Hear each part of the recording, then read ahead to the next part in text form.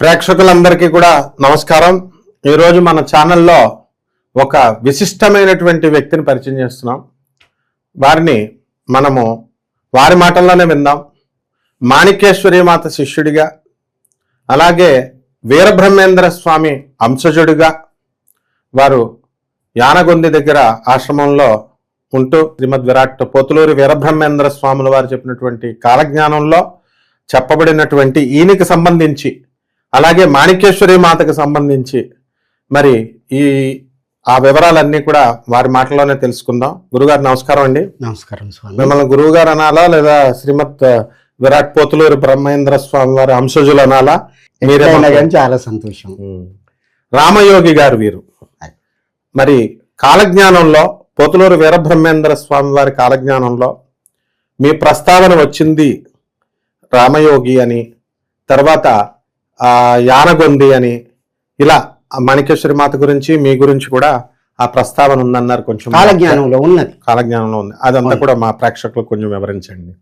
చాలా సంతోషం స్వామి. ఇప్పుడు ముఖ్యంగా కాలజ్ఞానం వీరబ్రహ్మేంద్ర స్వామి వ్రాసినటువంటి కాలజ్ఞానమే వర్తిస్తుంది అని నిరూపించడానికే ఈ చర్చ వారి యొక్క దయ వలన జరుగుతున్నది. ఇది ప్రక్షిప్తాలు కాదు, అది అక్షర దోషాలు లేదు. ప్రతి వాక్యం కూడా బీజాక్షర సంకలనం, విస్తృత అర్ధ కీర్తి. ఒక్క పదానికి ఎన్నో అర్థాలు వస్తాయి. ఎవరు చదివితే వారికే అర్థం వస్తుంది. వాళ్ళ యొక్క మైండ్లో ఏ భావన ఉంటే అదే అర్థం వస్తుంది. నా యొక్క అంశతో జన్మించినటువంటి వారు, నా శిష్యులు, నా కుమారులు చదివినప్పుడు ఒకరికి మాత్రమే ఈ యొక్క అనుమతి ఉంటుంది, ఇది చెప్పగలుగుతారు. కాలజ్ఞానం మొదటి అధ్యాయం నుండి 11వ అధ్యాయం వరకు కూడా అతి రహస్యమైనటువంటి విషయాలు చెప్పారు. దాంట్లో ఎవ్వరూ చేయబెట్టలేదు. మిగతా గోవింద వాక్యాలు కానీ, వాచ్యంగా ఉన్నటువంటి 12వ అధ్యాయం కానీ, పద్యాలు కానీ, భ్రమరంభ పద్యాలు కానీ, అట్లాగే ద్విపద కావ్యం కానీ వాచ్యంగా ఉన్నాయి. అవి చెప్పుకోవచ్చు. కానీ వారి యొక్క అనుగ్రహం వలన, నా కృప వలననే తెలిసేనిమా. కరెక్ట్. అది నా యొక్క గురుగారు. నేను చాలా సార్లు ఆ పద్యాలు చెప్పాలని ట్రై చేశాను. తెలుగు బాగానే వచ్చినా నాకు అర్థమయ్యేది కాదు. మీరు చెప్పింది కరెక్ట్. తపస్సంతా కూడా ఈ యొక్క గ్రంథములో నిబిడీకృతమై కరెక్ట్. అది చెప్పాలంటే సాధ్యం కాదు. నా యొక్క ఆత్మతో జన్మించినటువంటి రామయోగి గారికే ఇది సాధ్యము. వారు ఎక్కడ పుడతారు? మునుగోడు ఊకొండి రామగిరి అంతటా ఊకొండి రాయంలో రామనగరమందు మునుగోటి అగ్రహారములో 1961కి ఆ 2వ సౌజన్యం దొరికినప్పుడు దాంట్లో వ్రాయడం జరిగింది. వీరు అక్కడ జన్మిస్తారు అని చెప్పడం జరిగింది. ఆ తిథి వార నక్షత్రాల్లో జన్మించినటువంటి వారి యొక్క దయ వలన చెప్పేటటువంటి భాగ్యం కలిగింది. ఈ యొక్క అంటే మీరు పుట్టిన తిథి, వారము, మీ పేరు, మీ ఊరు బ్రహ్మంగారి కాలజ్ఞానంలో ప్రస్తావించబడింది, యథాతథంగా ఉన్నది. కాబట్టి ఆ దాంట్లో ఉన్నటువంటి విషయాలని నేను వారి దయ వలన చెప్పడానికి సాహసం. అయితే వీరబ్రహ్మేంద్ర స్వామి వారు చెప్పినట్టుగా కలియుగాంతం గురించి ఈ 2030లోనో 2032లోనో ఇంకా దగ్గరికి వచ్చింది అంటున్నారు కదా గురుగారు. అవును, దాని గురించి కొంచెం చెప్పండి. అయితే కలియుగం 4,32,000 సంవత్సరాలు. అది అట్లాగే ద్వాపరయుగం కానీ, కృతయుగం కానీ, త్రేతాయుగం కానీ, ద్వాపరయుగం కానీ, కలియుగం కానీ, ఈ యొక్క యుగాలని 43,20,000 సంవత్సరాలు ఇది మహాయుగం అవుతుంది. ఇటువంటివి 71 మహాయుగాలైతే కల్పం అవుతుంది. అటువంటి కల్పాలు 14. ఇప్పుడు స్వారోచిష ఇవన్నీ కూడా వరుసగా చెప్పడం జరుగుతుంది. వైవస్వతం ఇవన్నీ మనం చెప్పుకుంటాం. అయితే ఇప్పుడు నడుస్తున్నటువంటి ఈ యొక్క చరిత్ర అంత తప్పు కాదు. అవును, అక్షరాల నిజం. అది 4,32,000 సంవత్సరాలు అనేది అక్షరాల నిజము అని వారే వ్రాశారు. కానీ కలియుగం అంతము ఇప్పుడు జరుగుతుంది, కలి యొక్క అంతము ఇప్పుడు జరుగుతుంది. ఇప్పుడు 4999 సంవత్సరము ఈ విధంగా లెక్క చూపించుకుంటూ పోవడం జరిగింది. అయితే దీనికంటే ముందుకు వెళ్దాం. వేదవ్యాస పరమాత్ముడు భాగవతంలో 12వ స్కంధంలో 2వ అధ్యాయములో 18వ శ్లోకం 24వ శ్లోకం 18వ శ్లోకము శంబల గ్రామంలో కలికి పుడతాడు అని వారు రాశారు. 24వ శ్లోకంలో వారు కలియుగ అంతాన్ని చెప్పేటటువంటి ఒక శ్లోకం ఇచ్చారు. యదా చంద్ర సూర్యచ్చ అనేటటువంటి ఆ శ్లోకములో చంద్రుడు సూర్యుడు బృహస్పతి ఏకరాశిలో సమేశ్యంతి కూడినప్పుడు కృతయుగం ప్రారంభం అవుతుంది అని అన్నాడు. ఎప్పుడు పుష్యమి నక్షత్రములో. అది ఎప్పుడు వచ్చింది అంటే 1/8/1943 నాడు వచ్చింది. కర్కాటక రాశి, ప్రథమ పాదము, ఆషాఢ మాసము, అమావాస్య అవన్నీ కూడా క్లియర్ గా నిరూపించడం జరిగింది. అయితే నాకు ఇక్కడ ఒక సందేహం గురుగారు, ఏంటంటే గురు గ్రహము 12 సంవత్సరాలకు ఒకసారి తిరుగుద్ది. అవును. రవి గ్రహము నెలకు ఒకసారి తిరుగుద్ది. అవును. ఆయన చెప్పిన ప్రకారము చంద్రుడు, రవి, గురుగ్రహం 3 కలవాలి. పుష్యమి నక్షత్రం 1వ పాదంలో కలవాలి. కర్కాటక రాశిలో ఉండాలి కదా. అవును. మరి ఇది కనీసం 12 సంవత్సరాలకు ఒకసారి కలుస్తా ఉంటాయి కదా. అట్లా కాదు, నక్షత్రం కలవదు. 27 నక్షత్రాలు అనుకోండి, కూడా కలవదు. అందులో 5000 తర్వాతనే కలవాలి. అది అంతకుముందు కూడా ఇది ఎప్పుడంటే యుద్ధం అప్పుడు మహాభారత అష్టగ్రహ అప్పుడు జరిగింది. సప్త ఋషి చారం చెప్పడం జరిగింది. సప్త ఋషి దాంట్లో భాగవతంలో ఇచ్చాడు క్లియర్ గా. ఆ యొక్క ఇదిలో ఉంటుంది. ఖగోళ శాస్త్రాన్ని మొత్తం దీంట్లో రాయడం జరిగింది, భాగవతంలో రాయడం జరిగింది. ఆ సూర్యుని యొక్క అంశతో పుట్టినటువంటి భాస్కరాచార్యుని యొక్క సిద్ధాంతం కూడా దీంట్లో వ్యక్తం చేయడం జరిగింది. సూర్య సిద్ధాంతము తెలిసేనిమా, సూర్య సిద్ధాంతం తెలుస్తుంది, భాస్కరాచార్యుని గురించి తెలుస్తుంది, ఈ విధంగా జరుగుతుంది అని చెప్పి చాలా చక్కగా చెప్పడం జరిగింది. కానీ ఇది 5000 తర్వాతనే వర్తిస్తుంది. కలియుగం 5000 తర్వాతనే వర్తిస్తుంది. శ్రీకృష్ణుడు ఎప్పుడైతే భూమిని వదిలి వెళ్ళిపోయాడో అక్కడి నుంచి కలి ప్రభావం మొదలవుతుంది అన్నాడు. అక్కడి నుంచి తీసుకుంటే కలకత్తాను రాజధానిగా చేసుకొని విక్టోరియా రాణి పరిపాలన చేయడం జరిగింది. 8 మంది మంత్రులతోటి చేయడం జరిగింది. అక్కడికి 5000 అవుతుంది. అది ఎప్పుడు 1901వ సంవత్సరం 1900 సంవత్సరం వరకు జరుగుతుంది. అంతవరకే చెప్పడం జరిగింది. మరి తర్వాత ఎందుకు చెప్పలేదు? కలియుగ రాజుల యొక్క చరిత్ర ఎందుకు చెప్పలేదు? వారికి తెలియకనా? ఆ తర్వాత జరిగేది వారికి తెలుసు, ఏమైతుంది తెలుసు. అంతకు ముందు మనం తీసుకుంటే భట్టి విక్రమార్కుని యొక్క కాలం వరకే ధర్మం అంతంతనే ఉన్నది. 3044 వరకు ధర్మం ఉన్నది. అంతకుముందు ఏమైంది? 1755లోనే భయంకరమైనటువంటి కలి జంజం వేసుకున్నటువంటి వాళ్ళని అందరినీ కథం చేసి, అవును కరెక్ట్ చేసి ఆ జంజాలతోటి క్వింటల్లుగా తోచి యజ్ఞం చేసిర్రు. అట్లా రాయడం జరిగింది. నువ్వు భాగవతం చదవండి. అదంతా ఎటుపోయింది? ఆయన ఎవరు? ఒక శూద్రుడు రాజయ్యుండు, శూద్రులకు రాజులుగా చేసిండు. అందరినీ ఈ విధంగా భాగవతమే సాక్ష్యం, ఇంకేమీ అక్కర్లేదు. భయంకరమైనటువంటి స్థితి అప్పుడు. కలి యొక్క ప్రభావం ఇంత అంత కాదు, ఇంట్లోకి పోయి గుంజుకొచ్చి చంపారు. చాలా ఇదిగా భయంకరంగా జరిగింది నందుల యొక్క పాలనలో. తర్వాత అవన్నీ కూడా మీకు తెలుసు. అవన్నీ కూడా మీరు క్షుణ్ణంగా అధ్యయనం చేశారు. మీరు దైవజ్ఞులు, అటువంటి ఇదేమి కాదు. ప్రజలందరూ కూడా చక్కగా వేదాన్ని, శాస్త్రాన్ని, పురాణాన్ని, అన్ని కూడా చదివి భగవంతుని గురించి ఎదురు చూస్తున్నారు.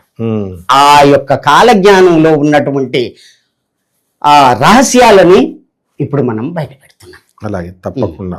అయితే ఇప్పుడు మనకి శ్రీకృష్ణుల వారు లోకాన్ని వదిలేసి గోలోకానికి వెళ్ళిపోయారు. బాగుంది. అక్కడి నుంచి ఇంకా కలి స్టార్ట్ అయింది. అవును, కలియుగం స్టార్ట్ అయింది. అవును. ఆ తర్వాత మరి ఇప్పుడు ఈ కలియుగ అంతం గురించి ఏమని చెప్పబడి ఉన్నాయి? అది వేదవ్యాస పరమాత్ముడే ఈ విధంగా చంద్రుడు, సూర్యుడు, బృహస్పతి ఏకరాశిలో సమయస్యంతి అంటే కలిసినప్పుడు పుష్పే నక్షత్రములో కలిసినప్పుడు 5000 తర్వాత ఇది అంతముందంగా ఇది కలియుగము అంతమవుతుంది. కృతయుగము తత్కృతం అన్నాడు. కృతయుగం ప్రారంభం అవుతుంది అన్నాడు. అంటే వారికి తెలియకనా? అవును, 4,32,000 సంవత్సరాలు నేను తెలుసు కదా. ఎందుకన్నాడు? ప్రథమ పాదే అన్ని మనం ఎందుకు చెప్పుకుంటున్నాం, సంకల్పంలో ఎందుకు చెప్పుకుంటున్నాం, అదంతా కూడా వారికి తెలియక కాదు. ఈ విధంగా జరుగుతుంది. అవి ఎన్ని అంటే కలియుగము 4,32,000 సంవత్సరాలు. అంతర్యుగం ఉంటుంది, ధర్మయుగం అని ఉంటుందని వారికి కూడా తెలుసు. ఇది మహాత్ములకే తెలవబడుతుంది. ఇది ధర్మయుగము, అంతర్యుగము, ఇది ధర్మయుగము. ఇప్పుడు నాది ఎప్పుడైతే పట్టి విక్రమార్కుని తర్వాత పూర్తి 4 యొక్క ధర్మాలు కూడా లోపించినవో మ్లేచ్చుల యొక్క పాలన వచ్చింది. 2000 సంవత్సరాలు ఆంగ్లేయుల యొక్క, ముస్లింల యొక్క మ్లేచ్చాచార్య అని చెప్పి చక్కగా భవిష్యత్ పురాణంలో వ్రాయడం. ఎవరు మ్లేచ్చులు అంటే చాలా చక్కగా అక్కడ వివరణ ఇవ్వడం. నానాభక్షక మ్లేచ్ఛ గురు ధర్మములు లేక కుటిల మానవులు తిరుగు చందరు బలు దేశంబులారు వాళ్ళే నాశనం అవుతారు. అటువంటి వాళ్ళంతా కూడా మ్లేచ్చులు. మ్లేచ్ఛ నాశనం కొరికే విధంగా జరుగుతుంది. నేను వస్తున్నాను అని చెప్పడం జరిగింది. ఇది 5,000 సంవత్సరాల తర్వాతనే జరుగుతుంది అని అన్నాడు. ఎప్పుడైతే 1/8/1943లో ఈ శ్లోకం వర్తిస్తుందో దానికి ముందే కలికి భగవానుడు రావాలి. అంతంలో అన్నాడు కదా, చివరిలో అన్నాడు కదా, కలియుగము చివరిలో అన్నాడు కదా. కాబట్టి 43 కంటే ముందు జన్మించాలి. ఆ విధంగా భూదేవి, దేవేంద్రుడు, మునులు అందరూ కూడా వైకుంఠం పోవడం జరిగింది. ఎప్పుడు అంటే 1891లో ఇట్లా రాయడం జరిగింది. 90 కరనామ సంవత్సరంలో పోవడం జరిగింది. స్వామి, నేను భూభారాన్ని నేను మోయలేను, పాపం పెరిగిపోయింది, ధర్మం లోపించింది. మీ యొక్క నియమం ఏంది? ధర్మం ఎప్పుడైతే లోపిస్తే, పూర్తి ధర్మం ఎప్పుడైతే లోపిస్తుండే నేను వస్తాను. సంభవామి యుగే యుగే, నాకై నేను పుట్టి వస్తానని మీ యొక్క మీరు వాక్ ఇచ్చారు. మీరు రావాలి తండ్రి, మీరు రావాలి అని ప్రార్థన చేస్తే అప్పుడు వారు పంపడం జరిగింది అని గోవింద వాక్యాల్లో వ్రాయడం జరిగింది.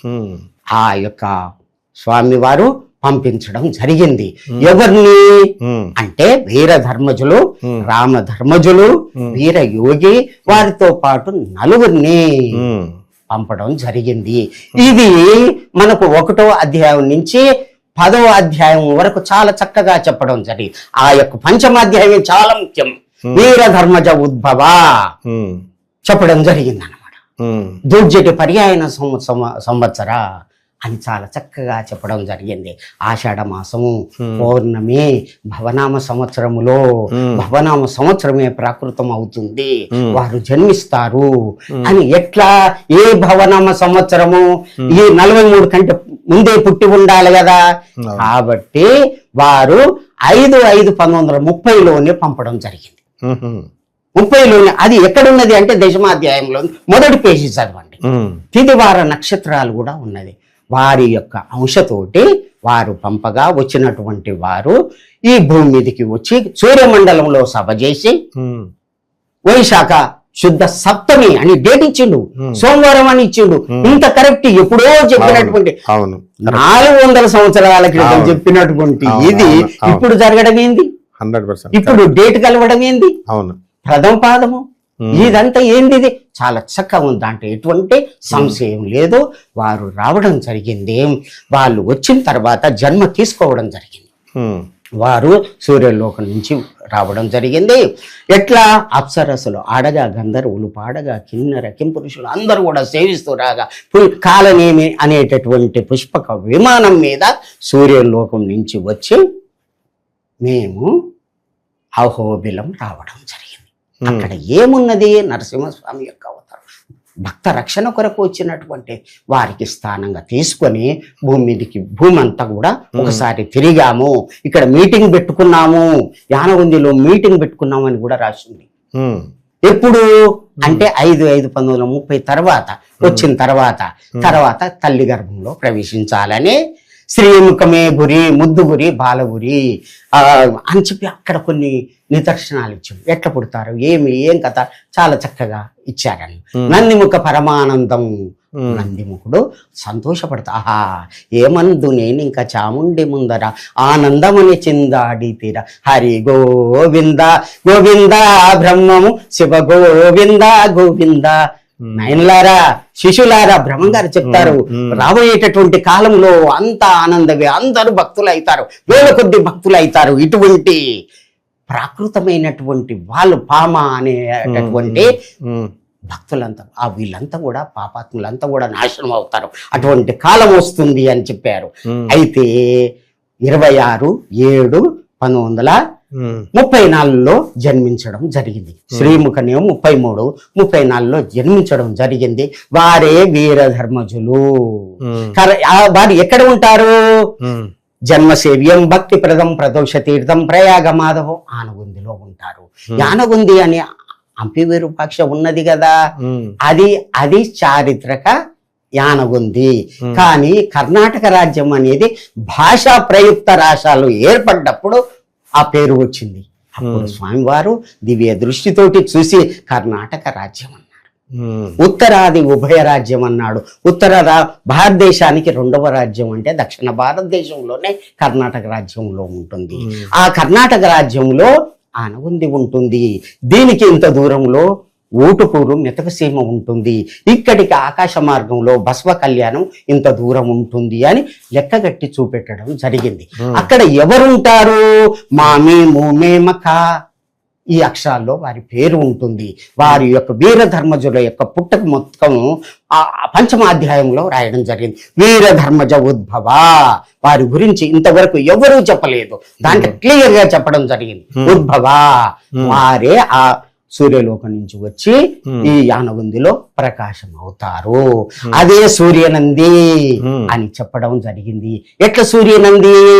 నంది గ్రామేత విఖ్యాతో నందీనాం సూర్యనంది. ఎక్కడైతే వారు ప్రకాశం అవుతారో అదే సూర్యనంది. సూర్యనంది క్షేత్రం అంటే అది యానగుందే సూర్యనంది. మరి ఆ వారి పేరే వీరధర్మజ, అహింసా పరమో ధర్మ అని ఇప్పుడు ఆ మాణికేశ్వరి మాతకే వీరధర్మజులు అని ఆ యొక్క క్షేత్రమే సూర్యనంది అని చెప్పడం జరిగింది. అమ్మ ఇట్లా ఉన్నదమ్మా అని అంటే రాముని కరెక్ట్ అని చెప్పింది, సూర్యనంది అని పేరు పెట్టింది. అమ్మగారి యొక్క పేరు కూడా వీరధర్మజులు అని ప్రకటించడం జరిగింది. 30 ఏళ్ళు ఆ విధంగా ప్రచారం చేయడం జరిగింది. ఆ విధంగా అహింసా బోధ చేయడం జరిగింది. భాగవతం అట్లాగే భగవద్గీత, ఈ యొక్క కాలజ్ఞానము అవన్నీ కూడా నా చేతనే అమ్మగారు ప్రచారం చేయించడం జరిగింది. వారి సేవలో 48 సంవత్సరాల నా యొక్క జీవితం జరిగింది. ఆ వారు చెప్పినటువంటి విషయాలు సత్యం, తప్పలేదు. అమ్మవారంటే మాణికేశ్వరి మాత. అయితే తల్లిదండ్రులు పెట్టినటువంటి పేరే మాణికేశ్వరి మాత. సూర్యలోకములో వారి పేరు వీరధర్మజులు. అది పురుషుని యొక్క పేరున్నది కదా, ఇక్కడ స్త్రీ పేరున్నది కదా. అంటే ఆత్మ స్త్రీ కాదు, పురుషుడు కాదు. తల్లి గర్భానికి వచ్చిన తర్వాత ఆ యొక్క స్త్రీ పురుష భేదం ఉంటుంది. ఆత్మ స్త్రీ కాదు, పురుషుడు కాదు. చూడండి ఆత్మ ఎక్కడ ఉంటుంది, ఆ శాస్త్రం ఏం చెప్తుంది, మన లోపల ఎక్కడుందో మీరు ధ్యానం చేస్తే అవన్నీ కూడా వేరే మనం ఎపిసోడ్ చేసుకోవచ్చు. మన శరీరంలో ఉన్నటువంటి రహస్యాలు, మనసు ఎక్కడ ఉంటుంది, ఆత్మ ఎక్కడ ఉంటుంది, అది ఏ రూపంలో ఉంటే ఏ విధంగా ఉంటుంది, ఏం చేస్తే అది కుండలు ఇది అవుతుంది, అవన్నీ కూడా యోగ శాస్త్రం చక్కగా మనం చెప్పుకోవచ్చు. ఆ వారు వచ్చిన తర్వాతని ఈ భారతదేశం అంతా కూడా యోగము ధ్యానం అనేటటువంటి ఇదయింది. మట్టు మీరి మాలలయ్యేరు మా అని చెప్పి చెప్తారు. భూమి మొత్తం కూడా విధంగా అయిపోతాయి. పాప ఇది అయిపోతారు, కుల ధర్మం లేకుండా అందరూ కూడా భూపాలు అయిపోతారు అని చెప్పాడు. అట్లాగే చెప్తూ భూతాల లిఖితం అనే ఒక శాసనం రాయడం జరిగింది. వారు ఉన్నప్పుడు విరూపాక్ష ఈశ్వర సన్నిధౌ అస్మాపి లిఖితం యత్రాపి విరూపాక్ష ఈశ్వర సన్నిధౌ సత్యం సత్యం న సంశయ, ఇది సత్యము అని చెప్పి ఒకటి శాసనం రాసిండు. ఈ విధంగా ఈ యొక్క ఆ తేదీలలో వారు పుడతారు. ఏమిటా తిథి అంటే మొదటి ప్రపంచ యుద్ధం 14 నుంచి 18 వరకు జరిగింది. రెండవ ప్రపంచ యుద్ధం 38 నుంచి 45 దాకా జరిగింది. పార్థివో భూపా వ్యయో భూపా క్షయంగత పునః పంచవర్షేణ వీర భూపా భవిష్యతి. అక్కడి నుంచి రాజుల యొక్క కాలం పోయిన తర్వాత అక్కడి నుంచి 5 సంవత్సరాలకు పునః పంచవర్షేన 5 సంవత్సరాలకు వస్తున్నాడు భూమి మీదికి, పుడతాడు. ముందుగా అతనేమో ఆ యొక్క డేట్ ఇచ్చిండు. అవును, బహుశా ఇంకొక అతను వస్తున్నాడు. ఈ యొక్క రాజుల యొక్క కాలం ఎప్పుడు పోయింది? ఎక్కడ నైజాము కనిద్వది 7 బాణుడు మంట కలిసి ఏట కలిసి అన్నాడు. అంటే 7వ నైజాము ఎప్పుడు పోయిండు? 47లో కదా చివరి వాడు. అవును. ఆ తర్వాత రాజరికాలు ఎప్పుడు పోయినా 48 కదా. 51 తర్వాత మనకు ఇది అయింది కదా. అంతటా తెలంగాణలోనే అని చెప్పి తెలంగాణ అని అప్పుడే రాసిండు. ఉన్నది దాంట్లో తెలంగాణ అని రాశారు. కర్ణాటక అంటే అప్పుడు డివైడ్ కాకముందే తెలంగాణ క్లియర్ ఉన్నది.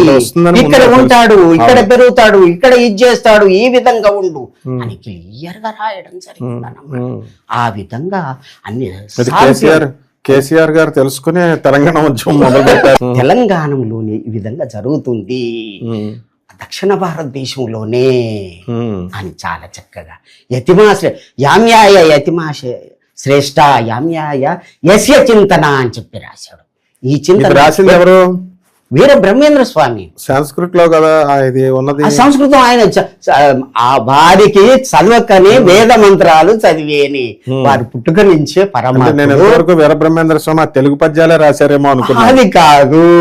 రామబ్రహ్మ నిర్గుణాకారం వీర బ్రహ్మార్క తేజసం నాద బ్రహ్మ ఇతి ప్రోక్తము నానా దేశాన్ని లక్షణం. ఎక్కడెక్కడ ఏం జరిగేది ఆయన తపస్సులో కూర్చుంటే వినబడుతుంటే గురిజారు ముళ్ళు తీసుకొని ఆ తాటి ఆకుల మీద అవి కూడా అవి వంగు అనగానే వంగేది, అవన్నీ కోసుకునేది.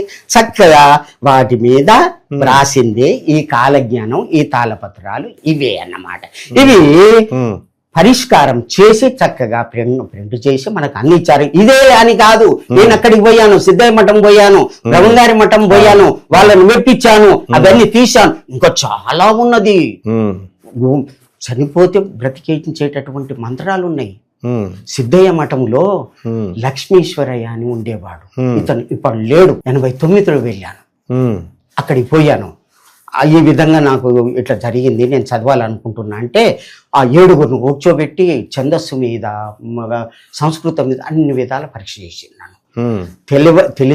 తెలియని వాళ్ళకంటే తెలియకుండా పోయింది, తెలిసే వాళ్లకు అది చదువుతా అంటే ఇవ్వకుంటే నాయనగారు తప్ప అవుతుంది అని చెప్పి అప్పుడు నాకు ఇవ్వడం జరిగింది. అంటే ఇప్పుడు వాళ్ళు మిమ్మల్ని ఎందుకు పరీక్షించాల్సిన అవసరం వచ్చింది? కాలజ్ఞానాలు అడుగుతున్నా, వారి వ్రాత ఎట్లా ఉన్నది, ఇది నిజమా కాదా చూసుకోవడానికి. అప్పుడు ఇస్తే అంటే మీరు బ్రహ్మం గారిని టెస్ట్ చేయడానికి వెళ్ళారు.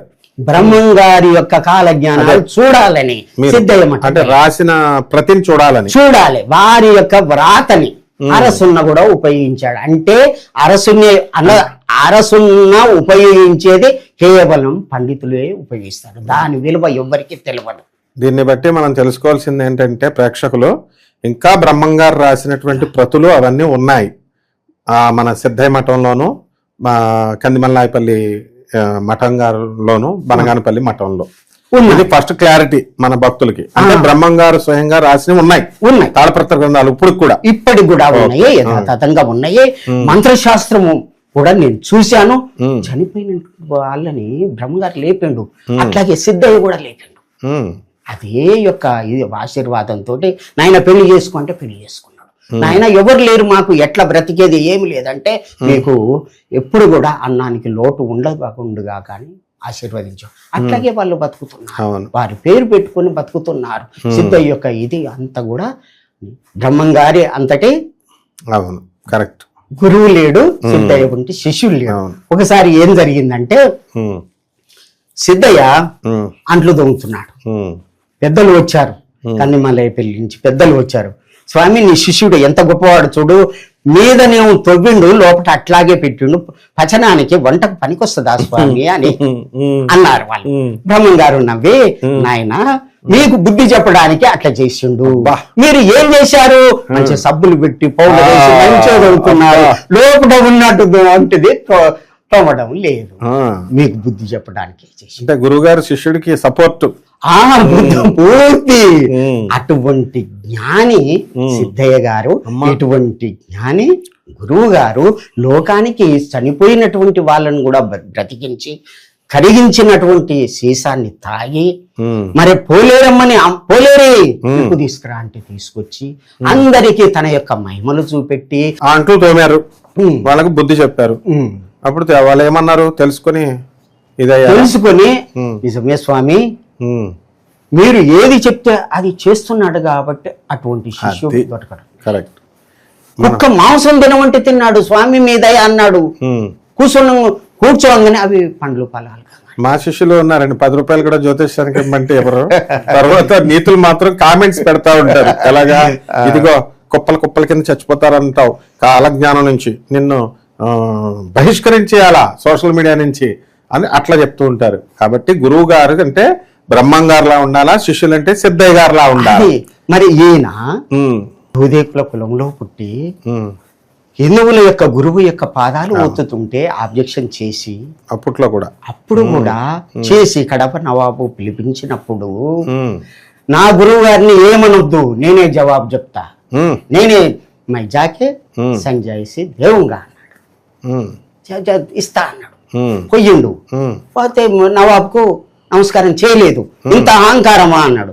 నా గురువుకు తప్ప వేరే వాళ్ళకు నమస్కారం చేస్తే అలా 1000 ఉరకలైపోతుంది, అంత ఇది ఉందా శక్తి అంటే, ఒక రాత్రి గుండు తిప్పియండి, నేను నమస్కారం చేస్తే ఏమైద్దో చూడు అని. నేను మా గురువు గారికి తప్ప ఈ ప్రేక్షకులు కామెంట్ పెట్టే వాళ్ళందరికీ రోజు నమస్కారాలు పెట్టాల్సి వస్తుంది. గుండు ఆ విధంగా తిప్పించిన తర్వాత, నా తండ్రి నా గురువు గురుదేవా నా అందే ఉండి వారికి నీ యొక్క మహిమలు చూపెట్టు తండ్రి అని ఒక నమస్కారం చేయంగానే పాట్ పాట్ పాట్ అని పెరిగిపోయింది. శిష్యుని లోపటనే ఇంత శక్తి ఉంటే గురువు లోపల ఎంత శక్తి ఉండొచ్చు అని చెప్పి కడప నవాబు అప్పుడు పిలిపించి పల్లకి మీద ఎక్కించుకొని పిలిపించి అప్పుడు పరీక్ష పెడతాడు. మాంసాహారం అంత కోసి పల్లెంలో పెట్టి బట్ట గప్పి తీసుకొచ్చి ఇస్తే అవి పండ్లు పలహారుగా మారిపోయాయి.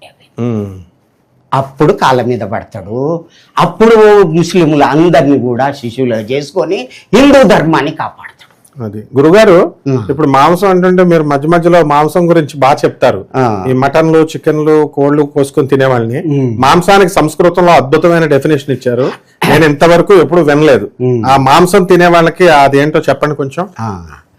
నాయన, సంస్కృతంలో మాంసం అనే పదానికి ఒక అర్థం ఉంది. మాం సహా అత్తి, మాం నన్ను, సహా అది కోడైతే కోడి, మేకైతే మేక, అది సహా అత్తి అంటే తింటుంది అని అర్థం. ఆ పదానికి అర్థం నువ్వు తింటే నీ యొక్క జన్మ దానికి పోతుంది, దాని జన్మ నీకొస్తుంది రా నాయన, తినకు అని అర్థం. అది అందుకని తినకూడదు, తినకూడదు, నీకు పాపం వస్తుంది. కరెక్ట్. అన్ని శాస్త్రాలు పురాణాలు ఇదే చెప్తుంది. అయితే మా గురువు గారు అయినటువంటి బ్రహ్మశ్రీ చాగంటి కోటేశ్వరరావు గారు గాని, గరికపాటి గారు గాని, మహానుభావులు ఎవరు కూడా ఇలా విడదీసి చెప్పలేదు. ఇలా విడదీసి చెప్పుంటే ఈ పాటికి అందరూ మానేద్దరో, లేకపోతే డెఫినేషన్ లోనే ఇది ఉందని భయపడదురు కనీసం. అందువల్ల బ్రహ్మం గారు అయితే ఈ పాయింట్ కూడా టచ్ చేశారు. అంతే కదా. ఇప్పుడు వారు మేకల్ని కొయ్యాలని చెప్పి కొలేరమ్మ దగ్గరికి తీసుకుపోతే అక్కడ పండుగ చెయ్యాలి, మేకలు కొయ్యాలి ఇదని చెప్తే అట్లా చెయ్యరాదు, కొబ్బరికాయలు కొట్టండి, గుమ్మడికాయలు కొట్టండి అన్నప్పుడు అట్లా చెయ్యరాదు, చెయ్యరాదు అన్నప్పుడు మహిమ చూపెట్టాలని పోలేరి రా అనగానే అమ్మ వచ్చింది. నిప్పు పట్టుకొని రాగానే చూసే వాళ్ళకు 1-2 పడ్డాయి. అంతే కదా మరి, అంత పారిపోయిర్రు.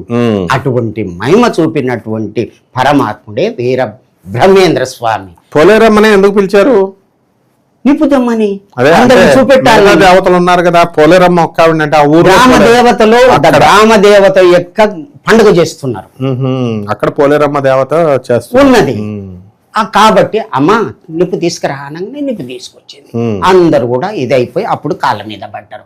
ఈయన సామాన్యుడు కాదు, ఈయన వ్రాసినటువంటి కాలజ్ఞానం అక్షర సత్యము అని అందరూ ఒప్పుకున్నారు.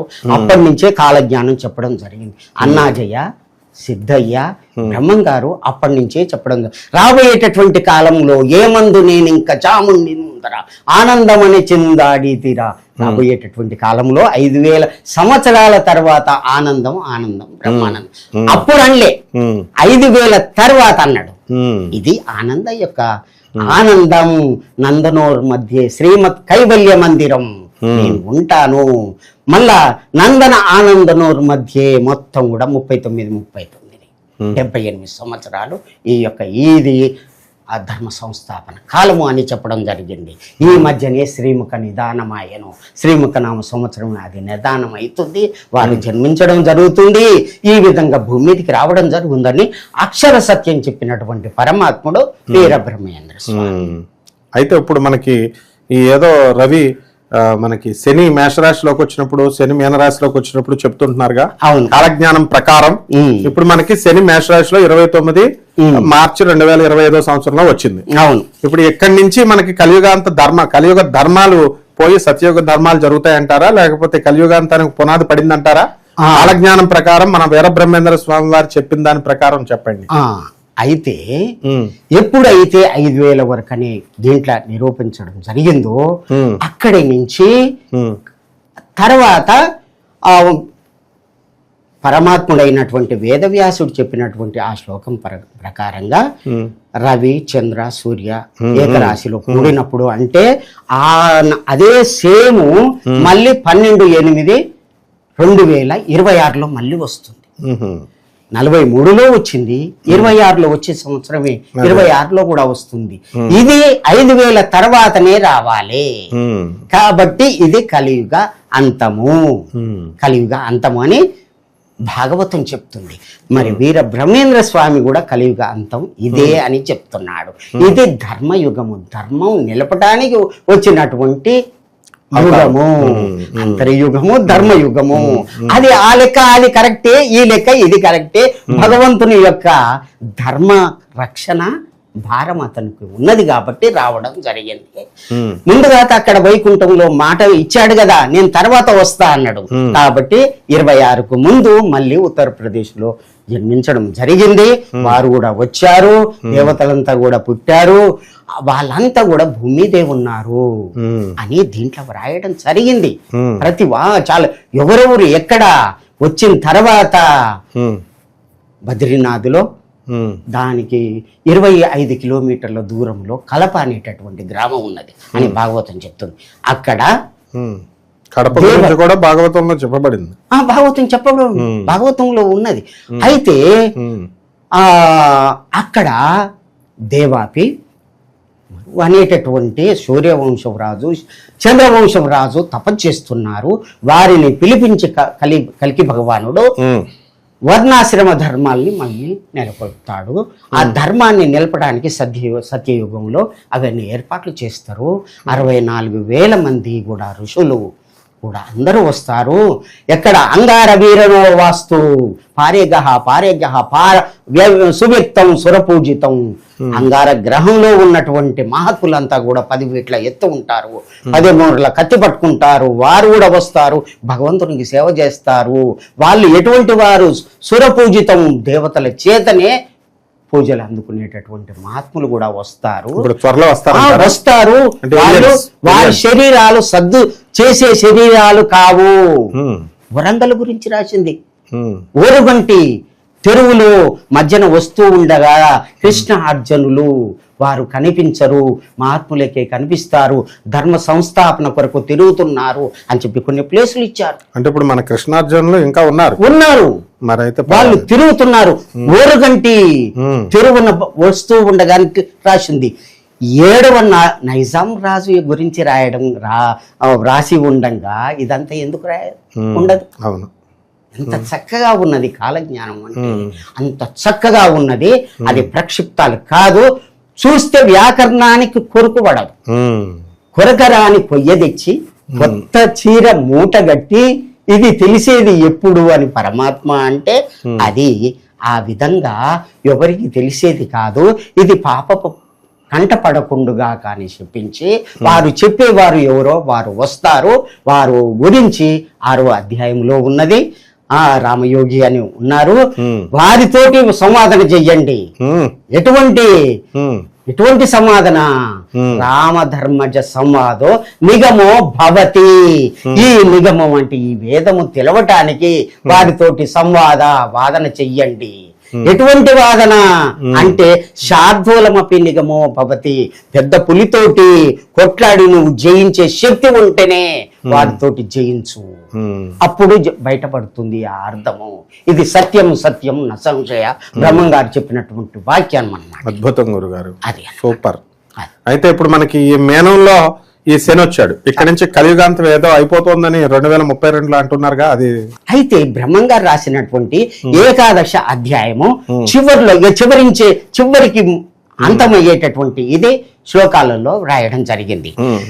మీన రాశిలో శని ప్రవేశిస్తుంది 29/3/2025 నుంచి 2/6/2027 వరకు ఉంటుంది. అప్పుడు ఏం జరుగుతుంది? మ్లేచ్ఛనాశనం. మ్లేచ్చులు అంటే మనం చెప్పుకున్నాం, కులం లేదు, మతం లేదు, గురు ధర్మములు లేక కుటిల మానవులు తిరుగుచుందురు పలు దేశంపులను. వాళ్ళంతా కూడా అంటే గురువుకు పంగనామాలు పెట్టేవాళ్ళు ఆ విధంగా ఉంటారు. 10 రూపాయలు కూడా ఇవ్వకుండా జ్యోతిష్యం చెప్పండి, ఫ్రీగా చెప్పండి, గురువుకే పంగనామాలు పెట్టేవాళ్ళు, విమర్శించేవాళ్ళు. జరుగుతుంది అని డేట్లు ఇచ్చాడు, పుట్టిగా కాదు. మీరు చూడండి ఏకాదశి అధ్యాయం చివరిలో ఉన్నది. తర్వాత మీనం తర్వాత మేషరాశికి 3/6/2027కి శని ప్రవేశిస్తుంది. అక్కడి నుంచి 7/8/2029 వరకు ఉంటుంది. కించిత్ సౌఖ్యం, కొద్ది సౌఖ్యం. మన భారతదేశంలో కొద్దిగా మేలు జరుగుతుంది. భారతదేశంలో భగవంతుడు పుట్టాడు కాబట్టి విభీషణ్ అంతటి భక్తులు ఉన్నారు. అందరు నేను కాచి రక్షిస్తాను కాబట్టి ఒకేసారి తీయను. ప్రపంచమంతా కూడా భూమండలం కరిష్యామి, పంచశక్తులతోటి భూమండలం కరిష్యామి. భూదేవి ఎక్కడైతే పాపం పెరుగుతుందో అక్కడ భూకంపం రావాల్సిందే, అంతే. ఆమెకు శివం వచ్చేస్తుంది, లేచేసరికి అక్కడ భూకంపం వస్తుంది. ఇప్పుడు భూకంపాలు కూడా టెక్టికల్ ప్లేట్స్ అని ఉంటాయి. ఆ ప్లేట్స్ ఉత్తర భారతంలో ప్లేట్స్, తర్వాత యూరోషియన్ ప్లేట్స్ ఒకళ్ళొకడు తోసుకోవడం వల్ల హిమాలయాల్లో కూడా వస్తుందట.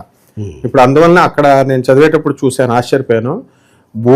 భూభాగంలో లోపల ఎందుకు భూకంపాలు వస్తాయంటే కబడ్డార్, భూమి ఉపరితలం మీద జరిగేటటువంటి మార్పుల్ని మార్చుకోకపోతే భూకంపాలు లోట్ల ప్లేట్స్ అన్ని గుద్దుకుంటాయని ఉన్నాయి. అది ఆ అమ్మకు ఎప్పుడైతే కోపం వస్తుందో, వీరు పుట్టినటువంటి కృష్ణా గోదావరి మధ్య మనం మధ్యలో ఉన్నాం. ఈ మధ్య సురక్షితంగా ఉంటుంది, ఈ మధ్యనే భగవంతుని యొక్క స్థితి ఉంటుంది. బాదామి ఏకమే రాజ్యం రామధర్మజమేమయం. బాదామి వరకు వారణాసి అంతుమేమయం, వారణాసి నుంచి బాదామి ఏకమే రాజ్యం.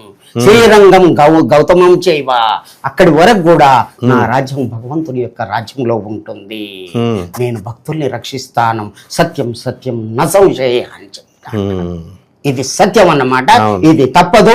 దీన్ని దాటి ఉన్నటువంటి వాళ్లకు తప్పదు ముప్పు, దండం, దశగుణం, భవేతు, కట్టె తీసుకొని ఏయడమే, దంచడమే. దత్తాత్రేయ స్వాముల వారిని కూడా మన పిఠాపురంలో ఎవరైతే నాకు తెలియకుండా ఇవి వస్తువులు ఆ మఠానికి సంబంధించి దొంగిలిస్తారో వాళ్ళని దొడ్డి కర్రతో కొడతారంటాడు. గురువులు ఎప్పుడు చెప్పేది ఇంతే, ఇలాగే చెప్తారు.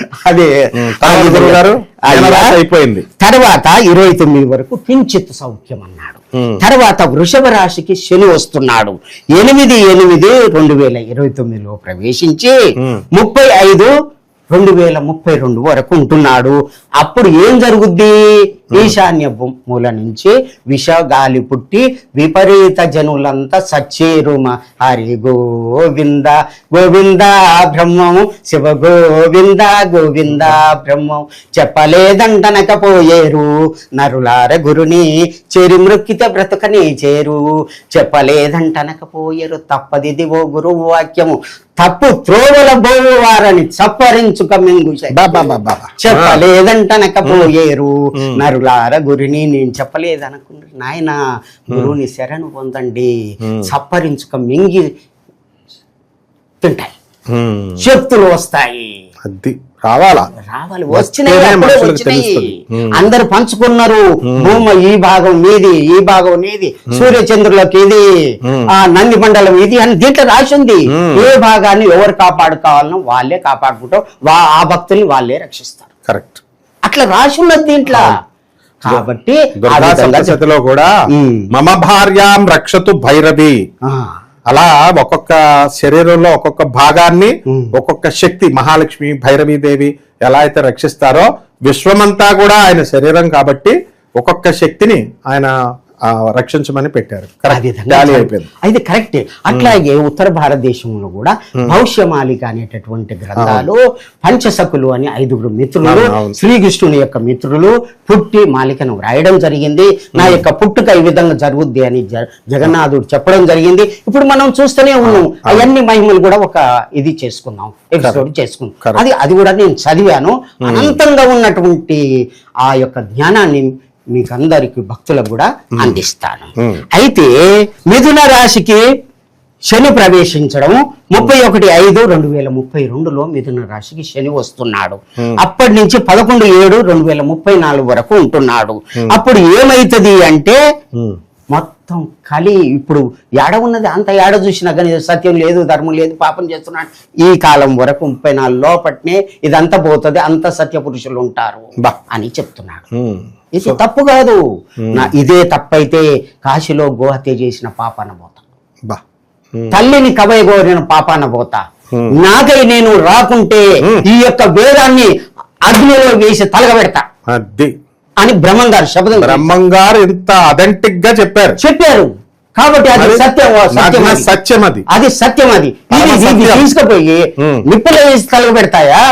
నమ్మకుంటే చూడు, నేను చేయకుంటే నేను పాపాన పోతాను. సెల్యూట్ కొట్టాలి మనం.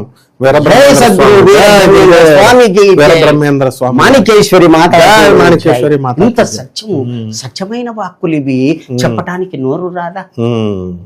అటువంటి ఇది జ్ఞానం ఉన్నది దీంట్లో అని చెప్పడానికి వారి దయ వలన చెప్తున్నాను. అప్పుడు ఏం జరుగుతుంది అంటే భూభారం నాశనం. ఆ మాత భూదేవి ఏదైతే కోరుకుందో అదంతా కూడా నెరవేరుతుంది. కలికి భగవానుడు భూమి మీద ఉన్నాడు, దేవతలు ఉన్నారు, మునులు ఉన్నారు, అందరూ ఉన్నారు. పరశురాముడు గురువై ఉంటాడు. ఇప్పుడు దర్శనం ఇస్తున్నాడు.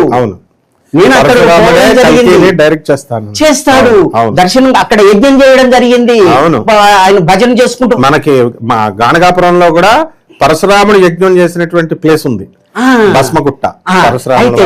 వారు ఇప్పుడు దర్శనం యజ్ఞం చేస్తుంటే ఏమైంది ఎరికేనా, ఈ వచ్చారు, ఒక సాధువులాగా వచ్చాడు, డమరుకం వాయించుకుంటూ వచ్చాడు, ఆ మహావిష్ణువు యొక్క భజన చేసుకుంటూ పాట పాడుకుంటూ వచ్చాడు.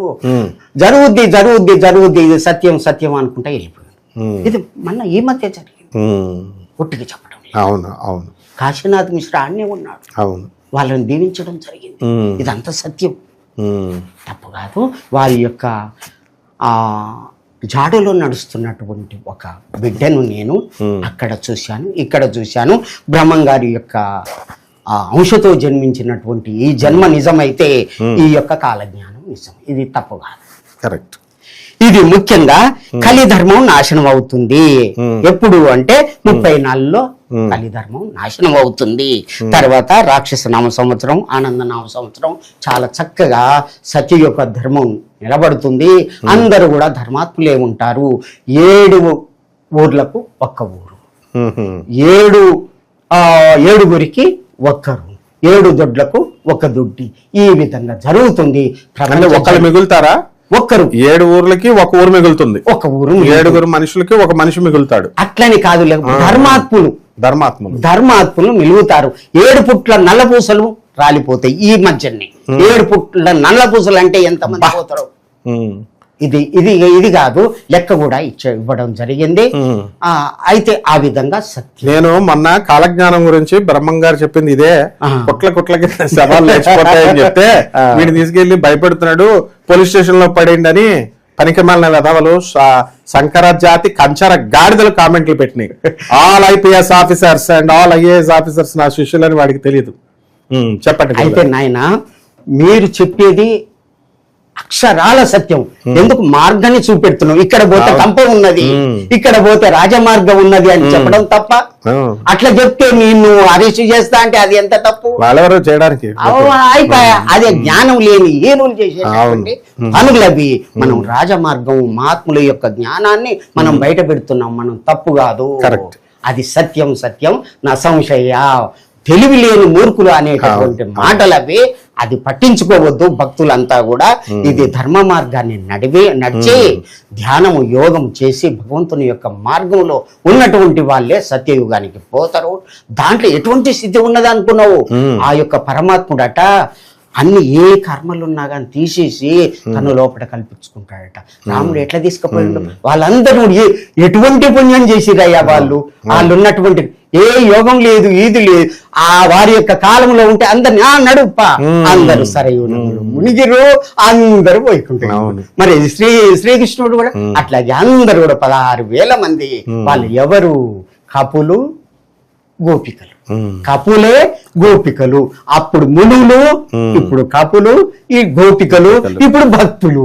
ఈ భక్తులు 16,000 మంది ఉన్నారు. వీరి చేతనే ధర్మం నిలబడుతుంది అని వీరబ్రహ్మేంద్ర స్వామి చెప్తున్నారు. 16,000 మంది, 16,000 మంది నిజమైనటువంటి భక్తులు ఉంటారు. 16,000 మంది ఋషులు వస్తారు. 16,000 మంది కూడా వాళ్ళంతా స్క్రాపే అని కాదు, వాళ్ళ ధర్మమే వాళ్ళని రక్షిస్తుంది. ధర్మంగా ఉండాలి. ధర్మో రక్షిత రక్షిత. ప్రతి వాడు కూడా ఆ 16,000 మంది గ్రూప్ లోకి వెళ్ళడానికి ట్రై చేయాలి ధర్మ మార్గంలో. నా అస్మద్ దివ్యనామ పఠనా పరులై ఉన్న వారికి నేను రక్షిస్తాను. అస్మద్ దివ్యనామ పఠనా పరులై ఉన్న నా యొక్క నామాన్ని జపిస్తూ ముందుగా ఏమంటాడంటే ఎట్లా పూజ చెయ్యాలి అని చెప్తాడు. ఎట్లా? సూర్యుని యొక్క బింబాలను 3 బింబాలను తీసుకోవాలి. దాంట్లో నేనున్నట్టుగా ఒక పీఠం వేసుకోవాలి, సింహాసనం వేసుకోవాలి. నేను దాంట్లో ఉన్నట్టుగా సూర్యారాధన చెయ్యాలి. నేను అప్పుడు సూర్యారాధన చేశాను, ఇప్పుడు కూడా చేస్తున్నాను అని బ్రహ్మంగారు చెప్పారు. కాబట్టి మీరు కూడా అట్లా చెయ్యండి అని ఆ విధంగా రామయోగి చెప్పడం జరిగింది. 100 సంఖ్యానువారంబుగా 100 సంవత్సరాలు ఇక్కడ ఉండి నువ్వన్నీ కూడా ధర్మం ఎక్కడ ఉంది ఏంది అని ఆ ధర్మాన్ని బోధించేటటువంటి ఈ యొక్క పద్ధతిని మీకు ఇస్తున్నాను. తర్వాత ఇక్కడికి రా, ఇక్కడికి వస్తే ఒక దివ్య విమానం వస్తుంది, అక్కడి నుంచి తీసుకొని వెళ్ళిపోదామని దాంట్లో. ఓకే, వెరీ గుడ్ గురుగారు. అయితే ఈ విశ్వావసు నామ సంవత్సరం వచ్చింది 2025. ఇక్కడి నుంచి నాస్ట్రడామస్ చెప్పిన, వంగా బాబా చెప్పిన, పొతులూరు వీరబ్రహ్మేంద్ర స్వాముల వారు చెప్పిన, ఏ మహర్షులు చెప్పినా కూడా 2025 నుంచి హ్యుమానిటీ విలువలు, ethical values, moral values down అయిపోతాయని చెప్తున్నారు. ఇక్కడి నుంచి కలియుగ ధర్మాలు మారతాయి అంటున్నారు. ఇక్కడ నుంచి పతనం అవుతాయి మారల్ వాల్యూస్ ఇవన్నీ కూడా. సో ఈ విశ్వావసు నామ సంవత్సరంలో పొతులూరు వీరబ్రహ్మేంద్ర స్వాముల వారు ఏమైనా మార్పులు జరుగుతాయి అని ఏమన్నా చెప్పారా ఈ సంవత్సరం? విశ్వావసువులోన ఉద్భావమయ్యేను, కాశకులములోన పుట్టేను. విశ్వాస ఆ సంవత్సరం ఇచ్చాడు భక్తులకు. అటువంటి ఉత్తేజం కలుగుతుంది. కాశకులంలో పుడతారు. చిన్న కులం కావచ్చు. కాశ అంటే రెల్లు అని అంటారు. కాశ అంటే కూడా ఉత్తమమైనటువంటి ఇది అని కూడా ఉన్నది, సంస్కృత నిఘంటువుల్లో ఉన్నది. ఆ విధంగా భక్తుల ఉద్ధరణ జరుగుద్ది అని చెప్పడం జరిగింది. అయితే భూకంపాలు ఇలాంటివి ఏమన్నా వస్తాయి? అవన్నీ వస్తాయి. విపరీతమైనటువంటి కరోనా లాంటి వ్యాధులు వస్తాయి. మత కల్లోలాలు జరుగుతాయి. కొట్టుకోవడము వాళ్లకు మనసు మీద బాగా పనిచేస్తుంది. పనిచేసి కొట్టుకుంటారు వాళ్ళు పిచ్చిగా. ఎట్లా శ్రీకృష్ణుని యొక్క వంశం ఏ విధంగా గాంధారి శాపం ఉన్నది. ఇంకొకటి జ్ఞాపకం చేస్తాను.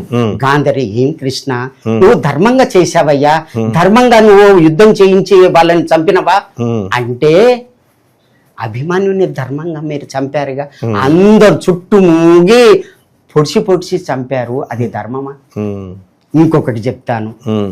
ఏమిటి అంటే, ఒక్క ప్రతివ్రత అయినటువంటి ఒక ఆడపడుచుని అందరూ ధర్మాత్ములు ఉన్నటువంటి సభలో వివస్త్రం చేయడం అది ధర్మమా?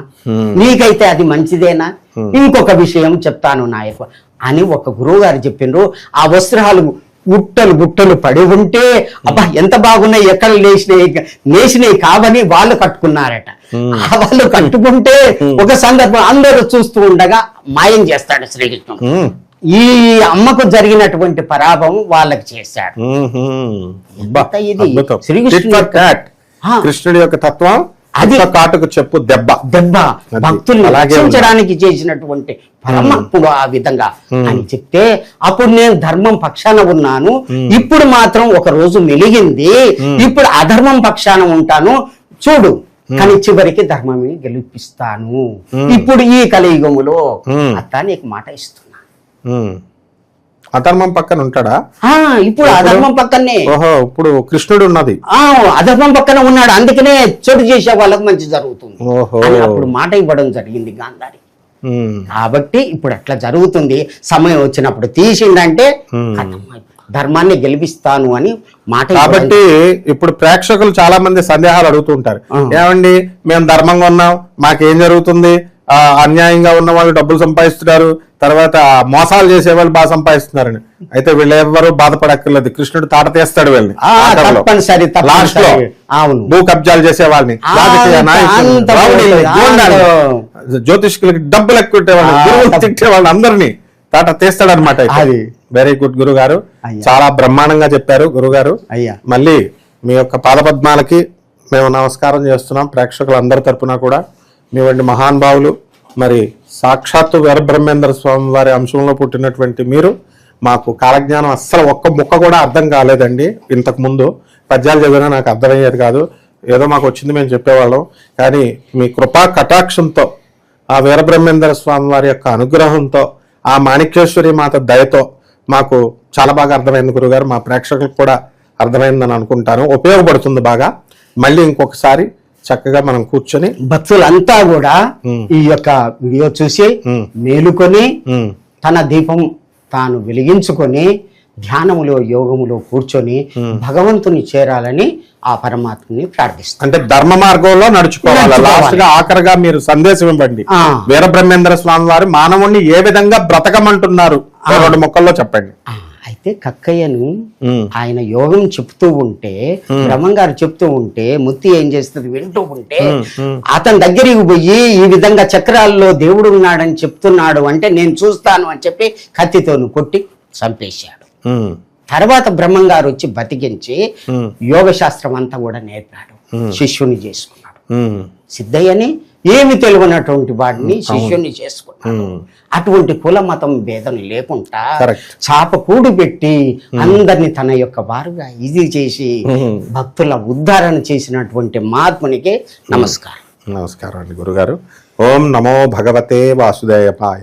ఓం నమో భగవతే ఇదే మంత్రం తోటి చదివిన వాళ్ళకే ఇప్పుడు రక్ష అని చెప్పి కాలజ్ఞానంలో రాసింది. ఓం నమో భగవతే వాసుదేవాయ. అక్కడ మాలికలో మాధవాయ నమః రాసింది, ఇదే మంత్రం ఉంది అక్కడ. నేను చదివాను. ఇక్కడ ఓం నమో భగవతే వాసుదేవాయ ఈ మంత్రాన్ని జపించండి, ఏమి కాదు. అయితే మేము ఈ రోజు నుంచి ఇంకా ఇదే నామాన్ని జపించేస్తాం గురుగారు. మొత్తం రామానుజాచార్యులు వారి సీక్రెట్ ఎలా చెప్పేశారో ఆ గుడి ఎక్కేసి, ఆ పాండురంగడు గుడి ఎక్కేసి, ఆ విధంగా రంగనాథ స్వామి గుడి ఎక్కి మీరు ఈ రోజున నరకం నుంచి తప్పించుకునేది మాకు ఆ మహామంత్రాన్ని ఉపదేశించారు మీరే మా గురువు గారు. నమస్కారం గురుగారు.